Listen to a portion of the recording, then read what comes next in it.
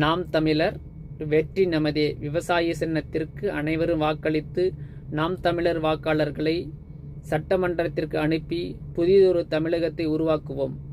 தமிழினத்தை மீட்டெடுப்போம். தமிழர்களின் வாழ்வை உணர்வுகளை மீட்டெடுப்போம். தமிழை வாழ வைப்போம். தமிழர்களை வாழ வைப்போம். எவ்வளவு முயற்சி செய்தாலும், சீமான் அவர்கள் எவ்வளவு கருத்துக்களை முன்வைத்தாலும் அவற்றை அனைத்தையுமே ஓரங்கட்டும் அளவுக்கு திரைமோகம் நம்மிடத்தில் அதிகமாக இருக்கிறது.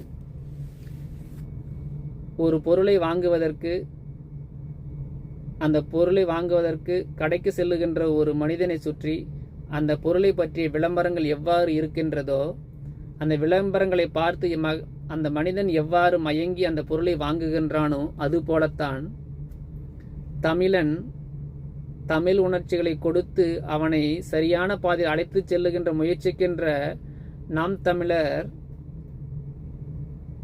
அந்த முயற்சியை தடுக்கும் வகையில் ஒருபுறம் திரைமோகத்தோடு விஜய், மறுபுறம் திராவிட கட்சிகள் இலவசங்களை அள்ளி அள்ளி வீசிக்கொண்டிருக்கின்றன. இவற்றிலிருந்து தப்பித்துதான் தமிழக மக்கள் நாம் தமிழர் கட்சிக்கு வாக்களித்து தமிழர்களை தம் உரிமைகளை மீட்டெடுக்க, தமிழகத்தை மீட்டெடுக்க, இயற்கை வளங்களை மீட்டெடுக்க சட்டமன்றத்திற்கு நம்முடைய வாக்காளர்களை அனுப்ப வேண்டும். இன்று கூட விஜய் அவர்கள் தஞ்சையில் பேசும் பொழுது, நான் ஒரு விவசாயிக்கு மகனாக பிறந்திருக்க வேண்டும், பிறக்கவில்லை, அடுத்த ஜென்மத்தில் பிறக்கிறேன். ஏன் அடுத்த ஜென்மத்தில் பிறக்கிறார்? இப்பொழுதே விவசாயம் சென்று கற்றுக்கொள்ளலாம். சிறு பிள்ளைகள் முதல் கொண்டு கற்றுக்கொண்டிருக்கிறார்கள். பள்ளிக்கூடம் இருக்கிறது. தமிழக அரசே கற்றுத்தருகிறது. ஒரு வாரம் போதும் விவசாயம் கற்றுக்கொள்வதற்கு. முழுமையாக தெரிந்து கொள்வதற்குத்தான் பட்டப்படிப்பு, இளங்கலை படிப்பு, முதுகலை படிப்பு என்று செல்ல வேண்டும். ஒரு சாதாரண விவசாயியாக மாறுவதற்கு அதிக நாட்கள் தேவையில்லை. சென்று முயற்சிக்கலாமே.